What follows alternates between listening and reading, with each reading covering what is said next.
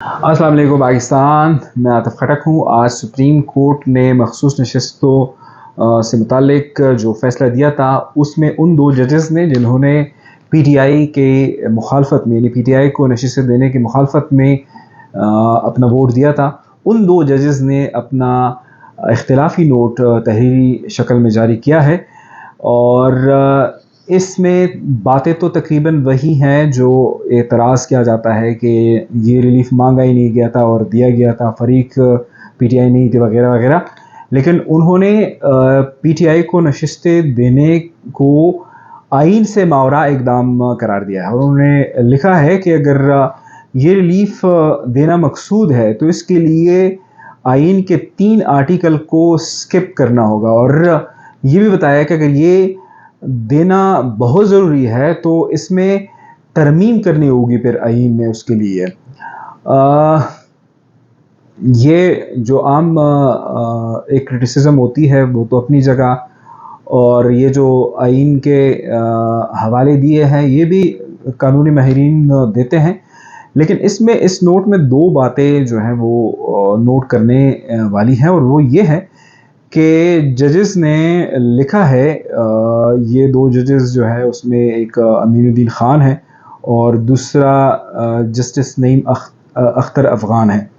उन्होंने लिखा है कि जब हम इस केस की समाअत कर रहे थे तो पीटीआई तो चूँकि फ़रीक थी ही नहीं, तो किसी जो मुख्तलिफ दलाइल हो रहे थे इसके दरमियान जो है जजेस ने मुख्तलिफ सवालात में वक्त ज़ाया किया, और उन सवालात से ही ये डिस्कशन कहीं निकल के आ गई कि ये नशस्तें तो पीटीआई को भी दी जा सकती है। लेकिन इसके दलील इसके किसी भी स्टेज पर दलील में किसी वकील ने भी नहीं कहा कि ये नशस्तें पीटीआई को मिलनी चाहिए।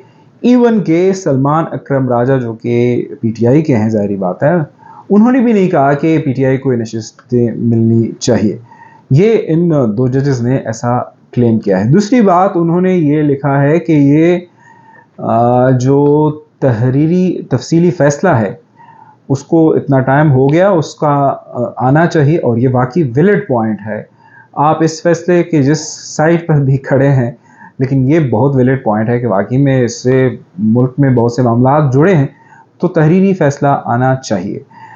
बहरहाल मैं आप लोगों को बताऊं कि जो जजेस ने लिखा है, और वो ये किया है कि जो रिलीफ दिया गया है वो आर्टिकल 175 और आर्टिकल 185, उसमें जो सुप्रीम कोर्ट का जो दायरा इख्तियार है उससे बाहर निकल के ये दिया गया है।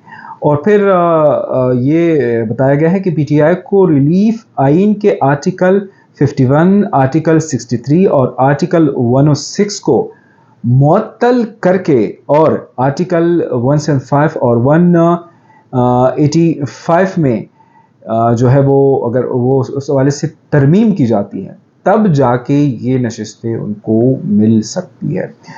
अगर पहले दिन से मेरा ये मौक़िफ़ है कि कानून और इंसाफ को देखा जाए तो फिर तो ये नशस्तें पीटीआई को नहीं, अगर आइन और कानून को देखा जाए तो फिर तो पीटीआई को ये नशस्तें नहीं मिलनी चाहिए, क्योंकि कोई भी जो ड्यू प्रोसेस है उसमें पीटीआई कहीं पे भी फिट नज़र नहीं आती। लेकिन सुप्रीम कोर्ट और फिर फुल कोर्ट, उसका काम इंसाफ देना है, और इंसाफ का ये तकाज़ा है कि जिस अंदाज में पीटीआई को कल जो है वो आखिरी दिन था और आज उससे जो है वो सिंबल लेके जिस तरह से एज ए पार्टी इलेक्शन से दूर किया गया और उसके बाद जो है उनके लिए हर्डल्स बनाई गई, ये सारी सिचुएशन पे सुप्रीम कोर्ट आंखें बंद नहीं कर सकती। और इंसाफ का तकाज़ा फिर यही था, जो कि मेरा ख़्याल है कि इंसाफ का यही था कि जो जजेस ने किया।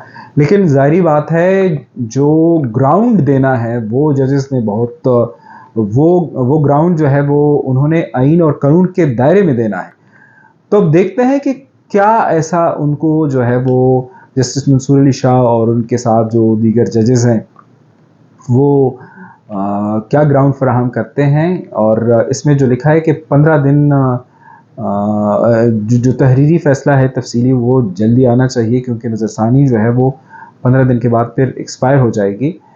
तो वो वाक़ई में अब सबको इंतज़ार है मंसूर अली शाह की जो दानिश है उसको देखने का सबको इश्तियाक भी है और इंतज़ार भी है। अब ये फ़ैसला जो है वो अब आना चाहिए। लेकिन एक चीज़ इन सारी चीज़ों से हट के मैं आप लोगों को बताऊँ कि इस नोट ने या इस नोट को लेके हुकूमत ने कोई ख़ास बयानिया नहीं जो है वो क्रिएट किया।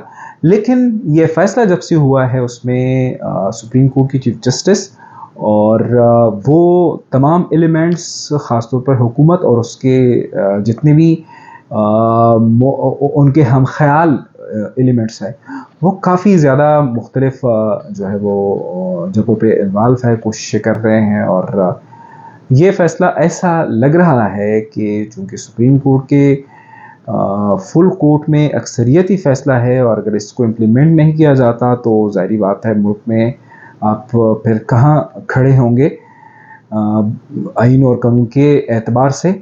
लेकिन ऐसा लग रहा है कहीं ना कहीं ये खुदा करे कि ऐसा ना हो कि इस फ़ैसले में अगर मगर और फिर इसकी इम्प्लीमेंटेशन में मुझे मुख्तलिफ हर्डल्स और कहीं पे विद इन सुप्रीम कोर्ट और अदर इंस्टीट्यूशन के साथ मुझे कॉन्फ्लिक्ट्स और मुख्तलिफ आप कह सकते हैं कि जिसे हम उर्दू में कहते हैं इदारों का टकराव, ये मैं ऐसा ना हो कि देख पाऊँ। बहरहाल आगे हम भी देखते हैं कि क्या होता है।